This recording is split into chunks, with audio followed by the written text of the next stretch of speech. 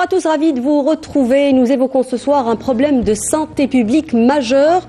On déplore plus de 3400 morts et 30 000 blessés dans les accidents de circulation selon le délégué national de la sécurité routière et ce pour l'année 2022. Les blessures suite à un accident peuvent être aussi variées que les circonstances individuelles de chaque collision, mais certains types de blessures sont plus courantes que d'autres, comme certaines blessures peuvent être plus graves que d'autres. On parlera ce soir de la prise en charge des victimes des accidents de la circulation. Comment sont-ils pris en charge? Comment se remettre d'un traumatisme physique mais aussi mental? C'est la question à laquelle tenteront de répondre mes invités ce soir. Et pour en parler, j'ai le grand plaisir de recevoir Rachida Muller. Vous êtes victime d'un accident de la circulation. Bonsoir. Bonsoir. Merci d'avoir accepté gentiment de venir nous raconter votre histoire. J'ai également le grand plaisir de recevoir le docteur Zemouri Ahmed. Vous êtes chirurgien orthopédiste, vous êtes président de la SACOT, la Société algérienne de la chirurgie orthopédique et traumatologie. Bonsoir. Bonsoir et ravi d'être parmi vous. J'ai également le grand plaisir de recevoir le docteur Larkem Hassan. Vous êtes vice-président de la SACOT. Vous êtes également chirurgien orthopédiste à Bab El-Oued, à l'hôpital de Bab El-Oued. Bonsoir. Bonsoir et merci pour l'invitation. Merci à vous tous de venir parler de cette thématique et sensibiliser autour de ce souci ou ce problème de santé publique, comme je disais en préambule. Avant d'entrer dans le vif du sujet, je vais vous poser une question à vous, docteur Zemouri, puisque récemment il y a eu lieu le congrès, le 30e congrès, c'est ça, de la SACOT, de la Société de chirurgie orthopédique, qui a eu lieu à la mi-octobre courant. Ce type de congrès, j'ai envie de dire, est l'occasion d'évaluer où on sent les dernières techniques de la chirurgie orthopédique. Où en sommes-nous finalement? En Algérie, on est en avance ou en retard? Tout à fait. Je voulais simplement dire que c'était quand même une occasion spéciale cette année 2023, car en fait, on a fêté les 40 ans d'existence de la SACOT et on a fêté évidemment le 30e congrès international de la SACOT. Alors concernant le niveau, évidemment le niveau général, alhamdoulilah, est bon. Nous avons maintenant donc de nombreux jeunes et des moins jeunes comme moi et comme mon collègue qui opèrent donc à travers donc l'Algérie. Et évidemment le brasage comme ça avec nos collègues étrangers ne peut que nous faire avancer, surtout sur certaines pathologies et certaines techniques que nous pratiquons ici, mais sur certains aspects évidemment, il est toujours indispensable donc de se ressourcer avec donc nos amis étrangers donc d'Amérique du Nord, de l'Europe et même de l'Asie, qui a fait un bond considérable concernant donc ce genre de. Il y a eu d'ailleurs une grande participation à cette session justement. Alors la SACOT, c'est vraiment l'événement phare et l'événement majeur des chirurgiens orthopédistes nationaux. On voit l'affiche du congrès justement à l'image. Oui, très bien. Et donc, pour cette édition, nous avons eu quelques 800 chirurgiens orthopédistes nationaux, quelques 20 chirurgiens orthopédistes étrangers qui sont venus donc ravis de partager leur expérience avec nous. Et finalement, on a un bon niveau ou pas? Le niveau est très satisfaisant, et c'est grâce à ce genre de rencontre d'ailleurs que donc nos jeunes chirurgiens peuvent évidemment se jauger, si je puis m'exprimer comme ça, leur niveau. Et puis la SACOT a aussi des partenariats avec des sociétés savantes étrangères, et on ne fait pas que des congrès. Donc grâce à ces partenariats, on envoie beaucoup de jeunes donc faire des stages de perfectionnement donc à l'étranger.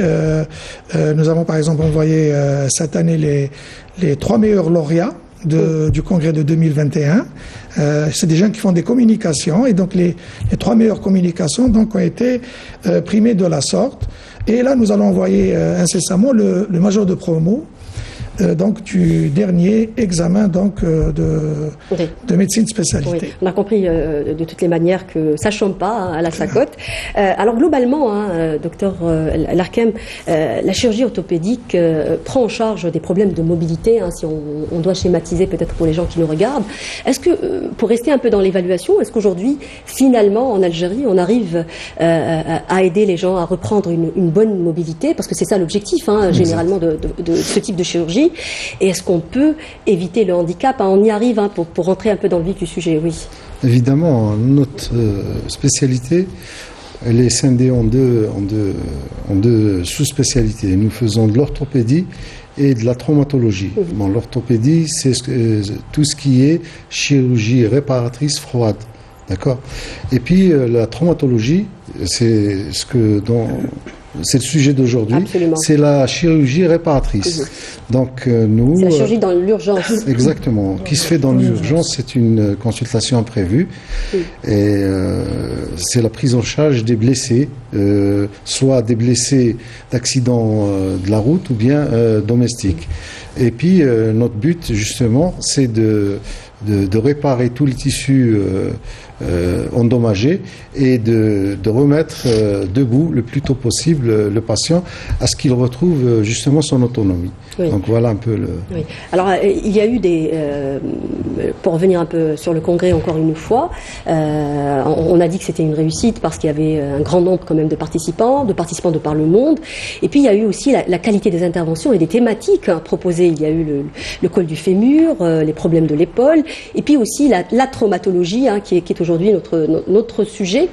Est-ce qu'on peut rappeler globalement les thématiques Oui. Alors la SACOT a pour principe de faire chaque année ce qu'on appelle 2 tables rondes. C'est vraiment les événements phares du congrès.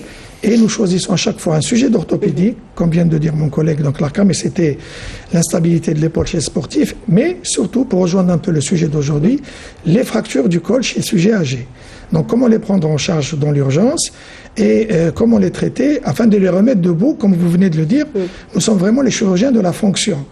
Donc dans ce cadre-là, il faut remettre donc debout le plus rapidement possible, avec efficacité et célérité, donc le patient. Et dans ce cadre-là, donc nous mettons en place en règle générale donc des prothèses totales donc de hanches qui permettent donc au patient de marcher dans les 48 heures après sa chirurgie. Oui.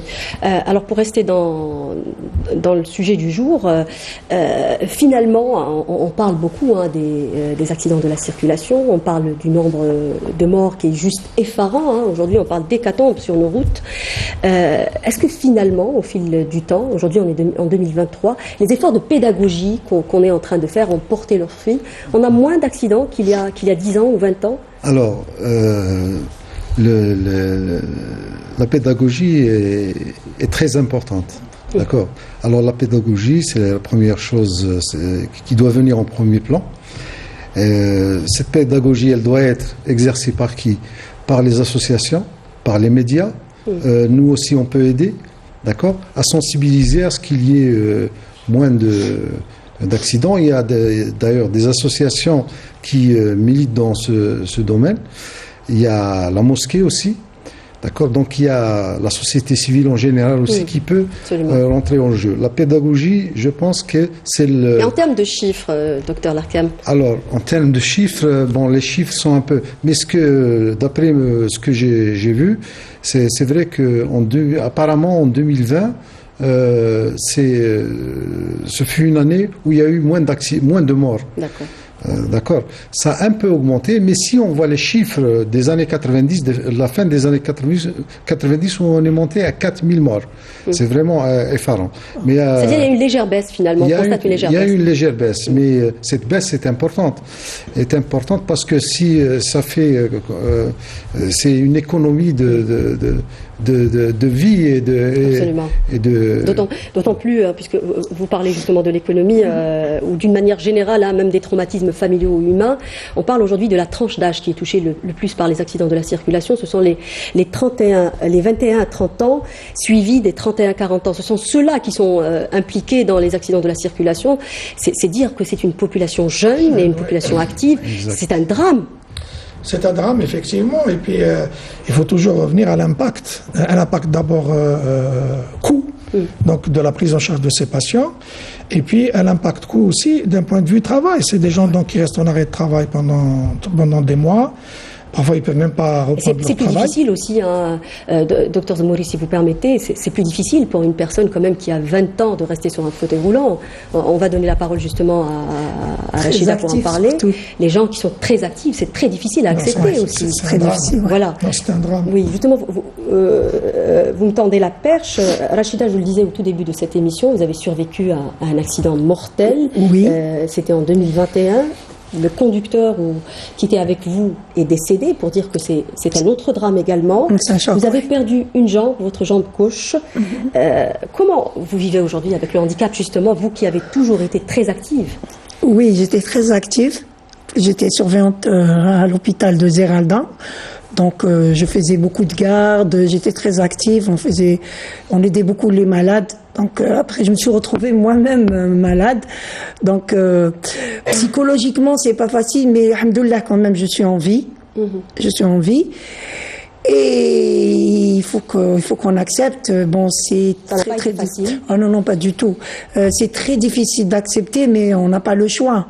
Donc, notre devoir, c'est d'être courageux, et puis il faut avoir un peu de volonté. Et c'est pas facile, hein, parce que psychologiquement, ça baisse complètement le moral. Hein. Oui, on va en parler tout à l'heure. Oui, okay. Certainement, vous êtes passé par des moments très difficiles. Oui. Vous avez été presque en dépression. Qu'est-ce qui vous a aidé finalement à remonter la pente? Bon. Ce qui m'a aidé surtout, c'était parce que j'étais très active. Quand on travaille en plus dans un hôpital, c'est encore plus compliqué d'accepter, parce que on aide toujours les malades, on soigne les malades et tout. Donc c'est un autre. Vous êtes retrouvé dans l'inverse, dans le rôle inverse. Voilà, le rôle inverse, c'est tout le monde qui s'occupait de moi. Et puis bon, il y a eu mes collègues qui m'ont beaucoup soutenu moralement, et puis les amis à mon père et tout. Et surtout, j'ai rencontré cette grande dame, Madame Selima Souakri, parce que là, j'étais complètement déprimée, parce que là, il faut que je vous dise, je vais m'exprimer un peu, ça va être un peu dur. C'est le but de votre présence. Oui, ça va être un peu dur ce que je vais dire, mais c'est la vérité. Je me suis sentie une personne qui pouvait plus exister. Pour moi, j'avais plus de but. Pour moi, je me suis dit, ça y est, il y a plus, j'ai plus d'avenir, effectivement. Et comme j'ai aidé beaucoup les gens, maintenant, je me retrouve sur une chaise roulante. En plus, ce qui est merveilleux, mon rêve, c'était de m'asseoir. Parce que j'étais alitée pendant 8 mois, et mon rêve a été exaucé, parce que quand même c'est un plus. C'est que je m'assois, voilà, je suis assise. Et maintenant, il reste ce combat. Vous mettre sur vos pieds. Mettre debout, ça va être un peu encore difficile. Les gens ne comprennent pas que c'est pas nous qui voulons ne pas nous mettre debout. Voilà, c'est à vous, je vous donne la parole. Oui, non, je voulais en fait revenir justement de votre travail. Vous avez parlé de Selima Souakri et de l'association d'aide aux personnes démunies. C'est ça en fait en réalité qui vous a aidé un peu à remonter la pente, parce qu'aujourd'hui vous vous sentez utile, c'est ça? Ah oui, c'est grâce. Bon, et grâce à elle, parce que elle m'a donné l'espoir de revivre, c'est-à-dire parce que là j'étais complètement, je faisais que pleurer. Moi je vais vous dire, c'est plus un sujet tabou pour moi, je faisais que pleurer, j'étais dans la déprime et tout. J'ai pensé même à des choses inimaginables, parce que quand on se retrouve comme ça, et seul, ce n'est pas facile, hein. Seul, bon, il y avait beaucoup de gens qui m'aidaient, d'entourage et tout, mais c'est pas facile. Et c'est elle m'a tenu la main, elle m'a aidé psychologiquement, elle m'a dit non, tu peux continuer vers l'avant, tu peux te mettre debout, c'est à toi d'être courageuse, et je vais t'aider. Et puis quand elle m'a vu, quand j'étais dans la santé, je m'excuse, peut-être vous voulez la parole, quand j'étais dans la santé et tout, elle m'a donné l'occasion, c'est une occasion d'aider les gens, comme si que j'étais à l'hôpital. Absolument. Dans les actes bénévoles. C'est un hôpital dans lequel vous avez séjourné, hein, Rachida? Oui, à Douala. Oui. Vous en gardez quel souvenir? Quand même, je suis arrivée dans un état très grave en urgence, et ils m'ont bien prise en charge. J'étais au service de réanimation. J'ai fait un hématome, j'ai fait une fracture ouverte. Donc, mais ils m'ont pris en charge au PU de Douala, les urgences trauma, PU, les urgences. Donc, quand même, je garde un petit peu mon mauvais souvenir. Bah, ça a été dur, hein, c'est Ça a été normal. dur, très très dur. Oui, oui. Oui. C'était pas une période agréable. On m'a fait une PLP et tout. Voilà. Alors on a vu un peu le manque de moyens qui a été soulevé par les malades, mais aussi par les médecins. Vous me disiez avant de l'enregistrement de cette émission, justement, Dr Zmouri, qu'aujourd'hui il faudrait qu'on se dirige justement vers des hôpitaux peut-être spécialisés. Oui, la prise en charge quand même d'un polyfracturé, ou encore plus grave, d'un polytraumatisé. Absolument. C'est une prise en charge quand même qui est spécifique, spéciale, parce qu'on doit faire vite et bien. Donc on doit avoir les moyens et on doit avoir des équipes rodées à ce genre de prise en charge. Je veux dire, quelqu'un qui fait beaucoup d'orthopédie ne peut pas être aussi efficace que quelqu'un qui est urgentiste. Évidemment, l'idéal, c'est d'avoir des trauma centers.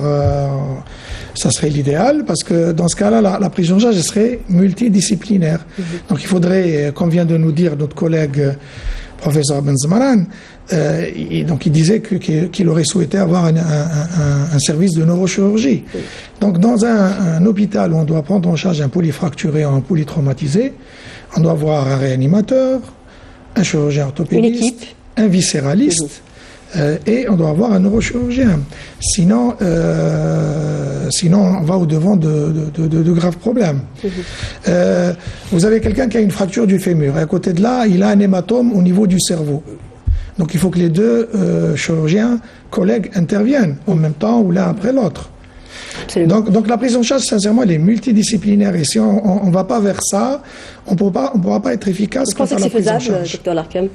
Bien sûr, c'est faisable, mais je voudrais rebondir sur une chose, c'est que la prise en charge préhospitalière aussi, elle est très importante, c'est-à-dire sur le lieu de l'accident. La stabilisation de... Exactement, c'est-à-dire sur le lieu de l'accident, le travail à faire, c'est de vérifier les fonctions vitales, essentiellement la fonction respiratoire, et ensuite stabiliser les fractures et lutter contre la douleur.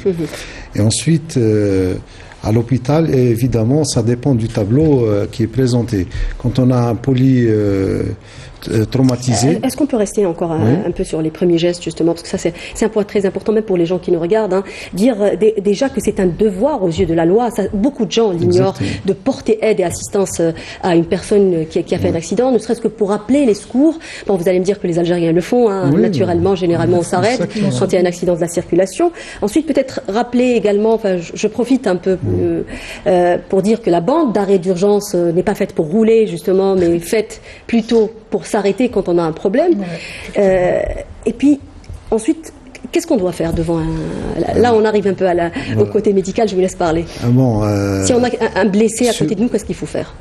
Quand il y a un blessé, quand on connaît, on sait comment aborder la chose, il n'y a pas de souci. Mais quand on ne connaît pas, il vaut mieux appeler. Maintenant, il y a des numéros verts. On appelle la police, les 4 chiffres, ou bien la gendarmerie, ou bien les pompiers. Donc, en ville, nous, on a l'habitude de voir les pompiers ramener ces malades. D'accord ? Quand c'est eux qui les ramènent, ça se passe toujours bien parce qu'ils sont très bien formés pour la chose. En général, généralement aussi, il y a des gens qui interviennent. Il y a des gens qui ont fait des stages de secourisme. Ils ont des notions. Donc, quand c'est ces gens-là qui interviennent, ça se passe plutôt bien. Mais, c'est-à-dire, ça se passe pas très bien. On rappelle juste que le numéro, par exemple, de la protection civile, c'est le 1021, en cas d'accident de la circulation pour les gens qui nous regardent. Exact. Et quand c'est des gens qui ne connaissent pas, ça se passe plutôt mal. Mais on peut rappeler quand même des gestes très simples, docteur, dans le sens où on peut dire, par exemple, qu'une personne qui saigne, on peut appliquer une pression, par exemple. Non, même ça, c'est à éviter pour une personne qui ne connaît pas. Quand on a une personne quand on est qui seul, saigne, par exemple, dans un endroit seul. Quand il y a une personne, quand on voit un saignement, la première chose à faire, c'est de mettre un garrot pour éviter la condition de se rappeler à quel moment on l'a fait, c'est ça ? Il faut le mettre le plus tôt possible. En tout cas, quand on est devant un polytraumatisé, c'est une course contre la montre. C'est ça. Donc il faut faire tous les gestes nécessaires rapidement et puis le transporter dans une unité spécialisée. Absolument, pas, jamais dans sa propre voiture. Vous me tendez la perche, j'allais vous dire justement, docteur Zmouri, qu'est-ce qu'il ne faut pas faire justement devant un accidenté ? Mais pour rebondir un peu, excusez-moi, sur ce que vous disiez tout à l'heure avec Hassan Larkham, il faut connaître de véritables urgentistes qui soit rodé à ce genre de choses. Moi, je suis chirurgien orthopédiste, je ne vais pas le faire et je ne vais pas être aussi efficace que quelqu'un qui a l'habitude de faire cela. Et donc, il faut avoir, surtout dans le transport médicalisé, il faut que le transport soit réellement médicalisé. Quand je dis médicalisé, il faut une source d'oxygène. Si nécessaire, si on doit intuber un patient, on doit l'intuber. Donc, il faut qu'on ait les moyens de le faire. Si on doit transfuser, pourquoi ne pas commencer si on prend le cas des fractures ouvertes, par exemple, de jambes, commencer l'antibiothérapie déjà sur place. Il y a beaucoup de gestes qu'on peut faire sur place. Et pour avoir ces réflexes et ne pas tomber dans la panique, il faut que ça soit un urgentiste. Oui, mais là, vous parlez de professionnels. Moi, je parlais plus de personnes comme Rachida, par exemple, qui s'est retrouvée seule parce qu'il faisait nuit. Ils ont fait une collision contre... On y arrive pour raconter un peu votre histoire. Voilà, je parle de ça. Vous êtes avec une personne qui est à côté de vous et qui saigne. C'est ça, c'est de cela que je parlais. Mais c'est ce qu'a dit Hassan. C'est la première chose à vérifier, c'est évidemment la respiration. Donc, du patient, il faut que le patient... Il faut vérifier si... parce que parfois, quand ils perdent un peu connaissance, ils ont la langue qui se retourne et qui peut boucher donc les trachées. Il faut savoir mettre la main à l'intérieur. Il faut aussi mettre toujours le cou en extension parce que on libère les voies respiratoires. Et puis si on a un traumatisme du rachis, ça aide toujours à ne pas avoir éventuellement des troubles neurologiques. Maintenant, si ça saigne, ça dépend du saignement. Je veux dire, si le saignement est très important, il est très important. Hein. Si vous prenez une rupture de rate au niveau de l'abdomen, si ça doit saigner, on peut rien faire dans ce cas-là. Ça, oui. Maintenant, si vous avez un saignement visible au niveau du membre inférieur ou du membre supérieur, c'est vrai que mettre un garrot, surtout appliquer une pression, ça aide toujours à nous sauver donc de cette situation avant l'arrivée des vrais professionnels. Oui. Alors, Rachida, on revient justement puisqu'on parle des accidents. Alors, c'était en août 2021, c'est ça? Le 25. Comment ça s'est passé? Racontez-nous. Oh, c'est un peu compliqué, mais je vais vous raconter. Je sais que c'est pas le plus beau souvenir qu'on doit vous rappeler. Non, mais c'est pour juste peut-être un message pour aider les gens. On est là pour ça. Hein. Oui. Donc, c'était la nuit, vers les coups de 21h30. Je pense 21h30. On revenait d'un voyage de Betna, et c'était le jour même. Donc, on est allé à Betna et on est revenu. Et puis je pense qu'il y avait la route discontinue, puis lui il avait cru qu'il y avait je sais pas ce qui s'est passé, parce que moi je devais être de garde le lendemain, donc je somnolais, je me réveillais, j'étais un peu épuisée. Donc avec du Covid, donc on était un peu épuisés. Et puis j'ai entendu, il commençait à crier, il a dit aïe aïe aïe aïe, et puis on est rentré dans un... Il y a eu une collision contre un obstacle. Une collision dans un truc en béton. En béton, c'est sur la route. Oui. Au milieu de la route, parce que je pense qu'il est sorti de... Je sais pas ce qui s'est passé réellement, jusqu'à maintenant, je sais pas. C'était entre la route de Petouta, qui rentrait pour aller vers Zeralda. Absolument. Et donc lui, il est décédé. Ah oui, c'était vraiment... Bon, maintenant, j'en parle. C'est plus un sujet tabou pour moi, parce qu'avant, quand j'en parlais, j'étais très, très, très traumatisée. Il était en train d'agoniser devant moi et moi, la ceinture de sécurité ne pouvait pas s'ouvrir. Donc j'ai essayé d'ouvrir la ceinture de sécurité comme j'avais fait un grand hématome. Je pouvais pas le voir et puis mon poignet, on me dit luxation, je sais, couloir du chirol, mais je pouvais pas. Donc j'étais complètement... Et puis bloqué. La ceinture se serrait encore plus et puis ça m'étranglait et ça me serrait. Et je pouvais plus respirer. Et en plus, lui, il agonisait devant moi. Donc, je vous assure que c'est traumatisant, surtout que je suis dans la santé. Oui. Donc, j'aurais pu faire des gestes. Personne mourir, et puis, horrible. En plus, mon pied, ma cheville était complètement, l'os était complètement à l'extérieur. Et quand j'ai vu ça, j'ai lâché. Je vous dis la vérité. Je partais, je revenais, je partais, je revenais. Et quand j'ai réussi à ouvrir la ceinture de sécurité, entre-temps, il y avait des jeunes derrière nous qui sont venus et ils ont cru qu'on était morts parce que c'était un accident vraiment mortel. Ils ont forcé la porte parce que c'était très difficile, vraiment. Hein. Oui. Et ils ont dit qu'ils sont morts, puis ils ont vu que je bougeais, donc... Et ce que vous avez dit, c'est très important. Ils ont essayé de me faire sortir et il fallait pas parce que ma jambe était complètement arrachée. C'est-à-dire qu'il faut jamais essayer de transporter un malade. Voilà, c'est un sujet très important. Là, je donne le message aux jeunes, à toutes les personnes qui trouvent des accidentés. N'essayez pas de sortir les personnes malgré que vous voulez essayer de les aider, il y a une technique de transporter un blessé. Vous pouvez aggraver la situation et peut-être même tuer cette victime. Alors vous avez survécu à un accident mortel, vous le disiez tout à l'heure, hein, vous estimez que vous êtes revenu de loin. Comment vous étiez après l'accident? Alors physiquement déjà c'était un traumatisme, mais il y a aussi le traumatisme mental aussi. Oui, j'ai beaucoup souffert. Je vous ai dit, c'est très difficile. J'arrive maintenant, j'accepte et des fois je rechute, hein, je suis franche, parce que c'est pas facile d'accepter, c'est récent. Vous disiez en fait que vous étiez la cause de son décès, c'est ça? Voilà, je me suis un peu culpabilisée, mais il y a le qadar al-ajl. Mais quand on ressent une petite culpabilité, pour moi c'était une grande culpabilité parce que je devais accompagner une personne à Betna, c'était en même temps il était clandestin. Oui. Et il m'a rendu un service, il m'a fait un bon prix. Et il a l'habitude de faire des trajets. Oui. Donc vous disiez que c'était à cause on est presque arrivé. On était presque arrivé. C'est pour ça que je suis complètement... C'est Mektoub, vraiment. Est-ce qu'aujourd'hui, vous souffrez encore de cet accident, en fait, physiquement, ça vous a coûté quand même une jambe, ce qui n'est pas rien, mais vous essayez quand même de combattre tout cela, vous essayez de vous mettre debout. Mentalement, est-ce que vous avez encore, est-ce que vous souffrez encore mentalement? Est-ce que vous faites, par exemple, vous rêvez de cet accident? Est-ce que vous pleurez encore? Est-ce que vous avez des angoisses? Comment ça se passe aujourd'hui? Et est-ce que vous avez suivi une thérapie aussi? Oui, à l'hôpital, j'ai eu des psychologues. En plus, j'ai une amie comme je suis collègue, je vous ai dit, j'étais très, très, très bien prise en charge. Parce que Vous avez travaillé longtemps dans le médical aussi. 37 ans dans la santé. Et puis, j'étais surveillante d'hôpital les derniers temps. Donc, tout le monde s'est occupé, tous mes directeurs, vraiment. Mais je les remercie. Les personnels, mes collègues m'ont beaucoup aidé. Psychologiquement et physiquement. Ils m'ont beaucoup aidé parce que je pouvais pas accéder à mon appartement qui est au 5e étage. Oui, et c'est un sujet très important. Et donc, ils m'ont beaucoup aidé. On va y revenir. Alors, si vous permettez, docteur, j'aimerais vous faire réagir sur quelque chose que, à mon avis, qui est très important dont Rachida a parlé. C'était la somnolence. Elle a dit qu'ils somnolaient, qu'ils sont partis à Betna le jour même, mais ils sont revenus.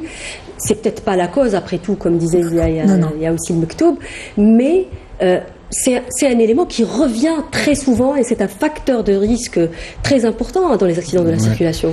Et donc, si on revient aux causes, donc elles sont claires, c'est la vitesse, la perte de la vigilance, qui peut être due à la prise médicamenteuse, l'alcool, la conduite sous les psychotropes et tout ça.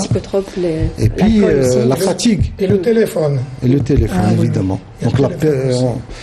Donc, ce sont les causes fréquentes. Mais moi, c'était pas la cause. C'est vrai qu'il est déconseillé de conduire pendant la nuit, surtout sur parce que la nuit, la sécurité, la fatigue, la somnolence, il est déconseillé parce qu'on se retrouve avec des drames comme celui qu'a vécu notre ami Rachida. Moi, en tous les cas, je lui rends hommage parce qu'il n'est pas évident, il est très difficile de remonter. Et très difficile d'en parler déjà. D'en parler exactement. J'ai les larmes aux yeux, mais je suis courageuse. Et de remonter la pente, surtout qu'on a fait un petit brin de causette tout à l'heure. Et sincèrement, bravo. Oui. Alors pour revenir un peu sur les causes des accidents, on parle des 3/4 des accidents graves, ils surviennent chez les hommes. Alors vous allez me confirmer ou pas. On parle aussi de 90% qui sont liés aux facteurs humains. Vous avez parlé de la vitesse. On parle de 37% de rencontres d'un obstacle, comme le cas de votre accident. 28% à peu près ou 30% prise d'alcool ou de drogue. 9% ce sont des problèmes médicaux, les personnes par exemple qui ont du diabète ou de l'épilepsie. Et puis on parle également de l'endormissement, la syncope. Et il y a aussi ce chiffre qui est très important à mon avis, 20% des personnes tuées sur les routes sont des motards. Oui, voilà.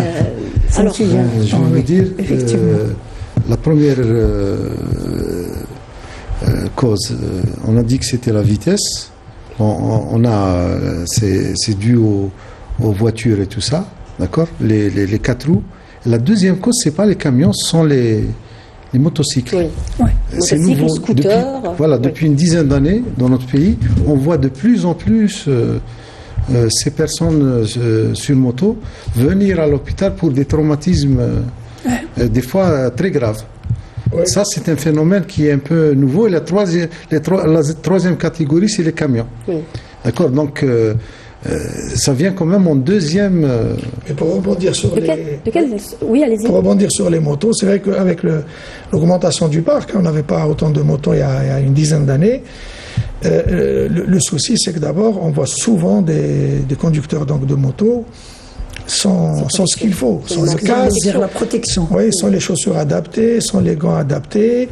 Et parfois, moi, je suis étonné qu'ils puissent rouler sans ça et qu'on puisse pas les arrêter et les verbaliser, parce que dans un premier temps, c'est pour leur bien et rien que pour leur bien. Et il est vrai que les accidents, quand ils surviennent, alors soit ils sont très graves, soit ils sont mortels. Oui. Pour en avoir pris en charge, on va dire pas mal. Souvent, moi, je les reçois pas dans le cadre de l'urgence, parce que je suis dans la pratique libérale, mais je les reçois par contre avec des séquelles. Et d'abord, c'est beaucoup plus difficile de pouvoir les remettre sur pied. Et parfois, on peut rien leur proposer quand ils ont des fractures articulaires où l'articulation est totalement détruite. Il n'y a pas grand-chose à faire, d'autant plus que c'est dramatique, d'autant plus que ça survient, comme vous venez de le dire, chez des gens qui sont jeunes, actifs. Donc c'est vraiment un nouveau phénomène et les accidents, les blessés sont beaucoup plus difficiles à prendre en charge parce que les traumatismes sont graves en raison de la vélocité de Ce qui veut dire que l'accident. quand même on n'est pas protégé comme dans une voiture, hein. Il n'y a pas de carrosserie, il n'y a pas d'airbag, voilà, donc c'est compliqué. Il faut rappeler encore une fois que le casque est obligatoire. Vous avez parlé de verbalisation Et justement. c'est beaucoup de jeunes, hein. C'est des jeunes parce que quand on survient, on recevait beaucoup de jeunes. Et justement, vous avez parlé tout à l'heure, vous avez dit que les accidentés, la moyenne c'est 20-40. Pour les motos, les conducteurs moto, c'est 18-30. C'est ça. La moyenne. Moi, je me souviens d'ailleurs de deux frères qui étaient sur une moto, qui n'étaient pas protégés et qu'on nous a ramenés au pavillon des urgences, tous les deux polytraumatisés. Pourquoi? Parce qu'ils avaient traumatisme crânien tous les deux et de multiples fractures. Donc c'est le coma. Et puis après, malheureusement, ils n'ont pas survécu à leur traumatisme. Et surtout, il y a un point important, le transport des enfants à l'arrière. Des petits enfants, hein, de très bas âge, et il n'y a aucune protection pour ces enfants, Non, et puis c'est des accidents mortels. C'est l'inconscience des parents. Ah oui, C'est ça, l'inconscience. ça c'est encore plus grave. Alors, si on peut revenir globalement sur les accidents de la route, hein, docteur Zmouri, est-ce qu'on a aujourd'hui une idée sur la part des personnes, justement, parce que vous dites qu'aujourd'hui, on a tendance à voir peut-être des cas plus graves avec les motos, notamment, et les deux roues d'une manière plus générale. Est-ce qu'on connaît la part des personnes, par exemple, qui subissent une chirurgie ou les personnes qui peuvent finir handicapées? En termes statistiques? Oui. Globalement, comme ça, dans votre pratique, par exemple? Parce que globalement, c'est des traumatismes ouverts, hein, en règle générale. Et parfois, en plus du caractère ouvert de la fracture. Sur l'ensemble des accidentés de la circulation? À moto et... Oui, sur l'ensemble, par exemple, on a combien de personnes qui vont faire une chirurgie et combien de personnes qui peuvent finir handicapées? Moi, je dirais plus de la moitié finissent avec de la chirurgie, parce que souvent, ce sont des traumatismes violents. Vous avez des voitures qui roulent à vive allure, vous avez des motos qui roulent aussi à vive allure. Sincèrement, si je dois prendre, je dirais, sans accident, hein, moto et auto confondus, je dirais plus de la moitié se font opérer, sont au bloc opératoire. Après, dans ce groupe-là de gens opérés, combien vont-ils en sortir après leur première chirurgie et combien vont avoir des complications? C'est au moins un tiers des personnes qui vont avoir des complications qui vont être résolues sur plusieurs années ou pas du tout résolues parfois, malheureusement. Alors, Rachida, vous aussi, hein, vous avez subi bien sûr une chirurgie. Alors, racontez-nous un peu comment ça s'est passé, votre parcours de soins. C'est un peu Alors, au difficile. départ, on vous a posé un plâtre, c'est ça? Oui, un plâtre. Bon, c'est un plâtre avec... d'abord, au début, en réanimation, c'était une attelle. Une attelle parce que... Mais Rachida, excuse-moi, tu as eu une fracture ouverte? Oui. D'accord, donc la peau était ouverte? Ils ont suturé, ils ont tout suturé. D'accord. Et on voyait les os, quoi. C'était une fracture ouverte. Mais elle avait un hémopéritoine, je crois. Ah oui, j'avais un problème. J'ai fait une hématomie, moi aussi. Ça, c'est la ceinture de sécurité, c'est ça? Oui. Ouais. Non, mais il n'y avait pas d'hémorragie interne, non? Ils m'ont dit stade 1 au D'accord. niveau de la Donc, rate. c'était pas chirurgical. D'après eux, hein, ce que... Alors, on revient sur le Mais j'avais un parcours de abdomen soins. très distancié. Oui. Distendu. Oui, distendu. Alors, on revient sur le parcours de soins, si vous permettez, parce qu'on va perdre beaucoup de temps. Oui. Et on risque de ne pas poser les questions qui nous restent. Oui, allez-y. Racontez-nous un peu comment ça s'est passé. pour vous. C'est une souffrance. C'est une souffrance parce que quand j'étais en réanimation, il y avait les orthopédistes, les chirurgiens, c'était très bien pris en charge, en réanimation de chirurgie.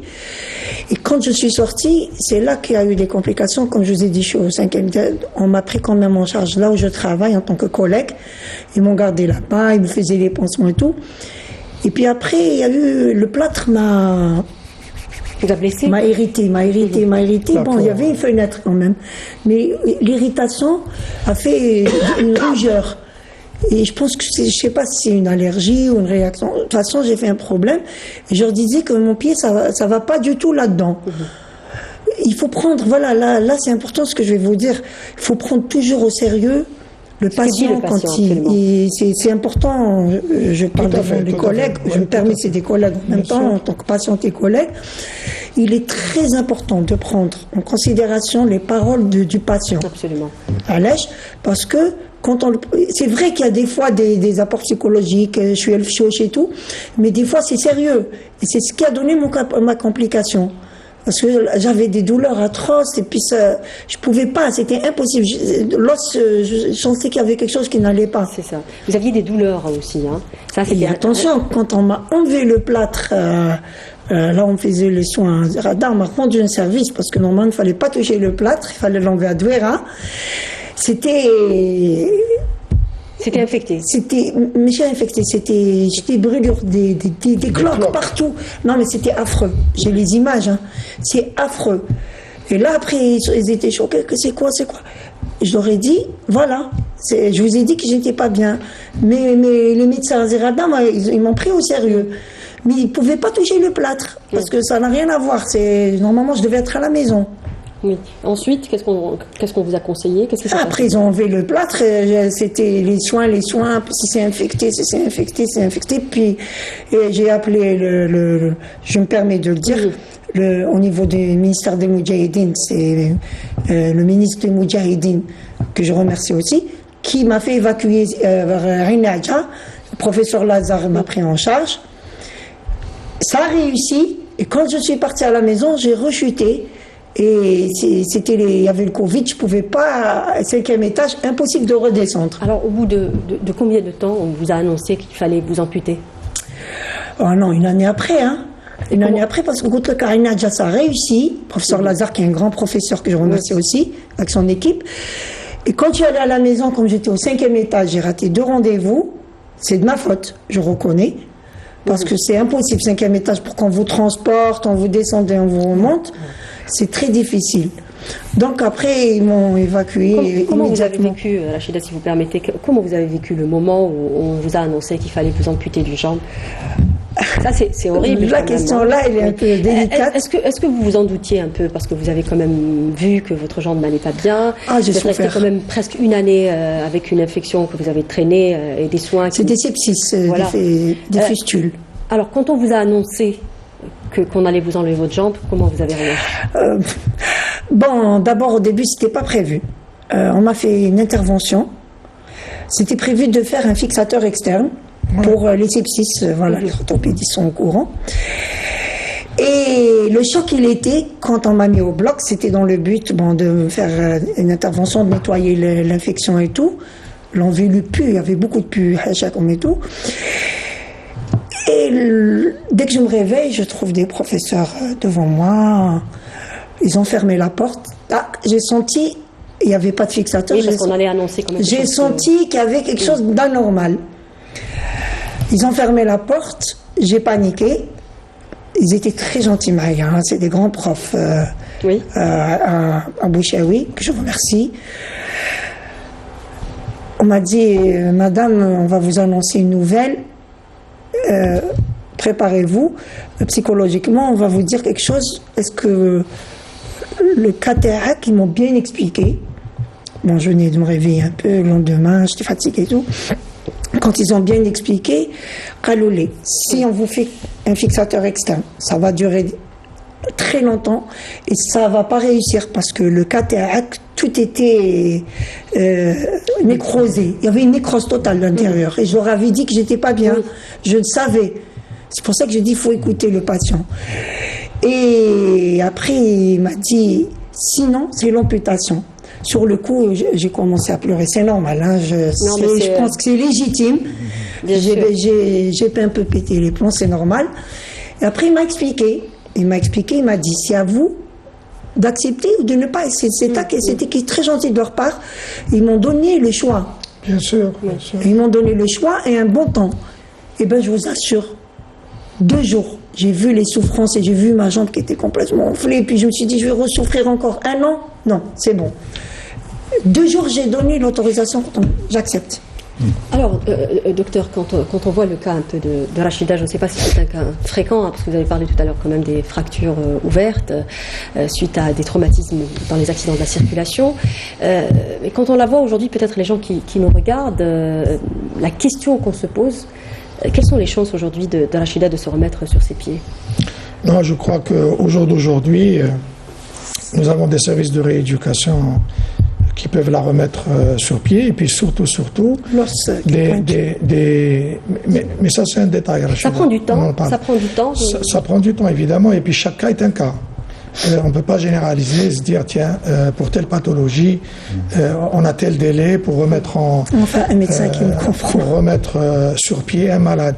Parce qu'on oublie un aspect, et je suis en train d'écouter attentivement Rachida, on oublie l'aspect psychologique du patient. Quelqu'un qui, comme vous disiez tout à l'heure, qui a une vie normale, et puis qui, du jour au lendemain, se retrouve sans pied.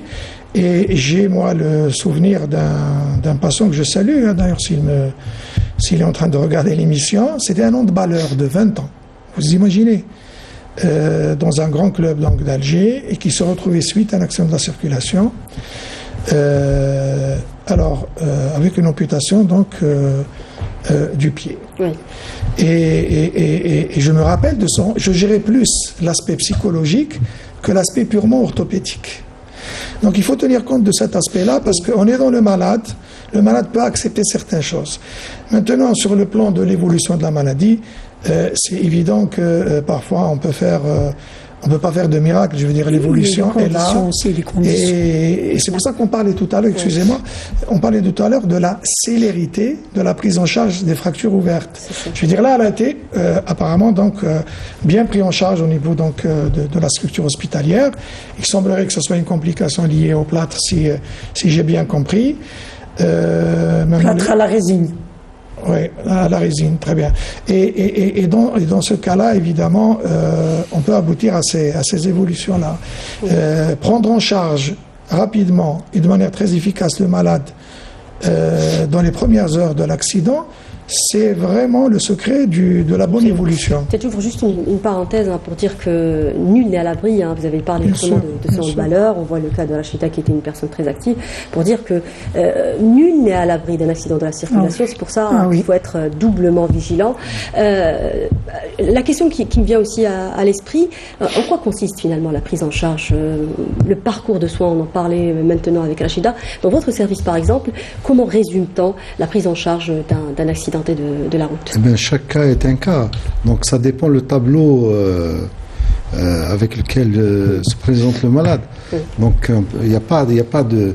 Mais enfin, la première chose, quand on a un accident de la voie publique, c'est un peu d'essayer de tirer le patient, c'est-à-dire de lutter contre tous les problèmes qui peuvent... il y a un pronostic vital. Voilà, il y a un pronostic vital à préserver. Donc la première chose, c'est de lutter contre le choc, par exemple, le choc hypovolimique, essayer de voir s'il n'y a pas un problème respiratoire. Donc c'est les fonctions vitales qui sont importantes au premier. Nous, en tant que traumatologues, nous venons en deuxième plan. D'accord ? C'est ça. Donc si le patient vient dans le cadre d'un poli traumatisé, donc le pronostic vital est quand même engagé parce que ces malades ont au moins 2 lésions graves et dont l'une peut engager le pronostic vital. Donc on tire le patient de ce qui est dangereux, c'est-à-dire du décès. On essaye de lutter contre ces fonctions qui peuvent le tuer. Et puis ensuite on s'occupe des lésions moins graves. Donc, mais il nous arrive déjà d'avoir. Je voudrais aussi préciser que la fracture, elle peut tuer. D'accord. Je vais donner un exemple. Vous avez une fracture du fémur. C'est une déperdition sanguine d'1 litre déjà. Et si vous avez une deuxième fracture, donc vous voyez un peu, on a une deuxième déperdition. Donc vous avez quand même une chute de la tension, donc une hypovolémie. Et dans ce cadre-là, si on a plusieurs fractures, surtout au niveau des isolants, on peut avoir une complication qui est redoutable, qu'on appelle l'embolie graisseuse. Et quand on a ce syndrome-là, qui regroupe plusieurs facteurs, quand vous avez... on a un quart des patients qui peuvent décéder. Donc, il ne faut pas croire que la fracture, c'est banal. Non, c'est pas banal. Ça fait partie en plus de ça, j'imagine, des blessures ou des lésions qu'on voit très souvent dans la traumatologie. Exactement. Donc, et puis c'est encore plus grave quand on a affaire à des fractures ouvertes, comme la dame. Ça peut se compliquer des fois par une gangrène gazeuse. Et puis, comme vous avez vu, des fois la sanction c'est l'amputation. Donc c'est le pronostic vital et fonctionnel du membre qui est d'accord. Mais enfin, quand on a des fractures, il ne faut pas croire que c'est simple. C'est aussi simple que ça. Des fois, ça peut amener à des tableau vraiment très grave. Oui. Docteur Zoumouri, justement, on a vu dans le cas de Rachida que l'amputation est arrivée plus tard, bien plus tard que l'accident. Est-ce qu'on a une idée du pronostic au tout début, justement, quand on voit le patient déjà à l'admission? Est-ce qu'on a déjà une idée du pronostic? Écoutez, nous, on a beaucoup opéré des patients. C'est peut-être un autre mécanisme que l'accident de circulation, mais pendant les quelques années que nous avons vécues, on a reçu beaucoup de patients avec ces fractures ouvertes. Je vous dis, quand les gens sont pris en charge dans les heures qui suivent, en général c'est dans les 6 heures, 8 heures, en général, on a un bon pronostic, sincèrement. Parce qu'après, même si l'évolution se fait vers par exemple, une cheville, Rachida, dans ce cas, c'était une fracture de la cheville. Je suis resté longtemps avec la fracture ouverte. Je pense que c'est un facteur. Avant d'arriver. Et donc, dans ce cadre-là, j'ai une fracture ouverte qui cicatrise. Le pronostic vital du membre, il est préservé. Mais si demain, j'ai des lésions liées à la fracture qui font que la patiente n'a pas une mobilité normale, par exemple. Mais demain, elle peut marcher. Rachida aurait aimé avoir une cheville qui lui permette de se mettre debout et marcher, même si elle doit boiter et marcher avec une canne. Si on devait lui demander, je pense que ça serait sa réponse. Et donc, sur ce cas-là, vraiment la sanction de l'amputation, c'est le stade ultime pour le chirurgien orthopédiste. Et là, les collègues, je pense qu'ils ont constaté que l'évolution, que plutôt l'infection n'allait pas se tarir, qu'elle allait encore vivre quelques années avec cette infection et qu'on arriverait tôt et tard à la même sanction.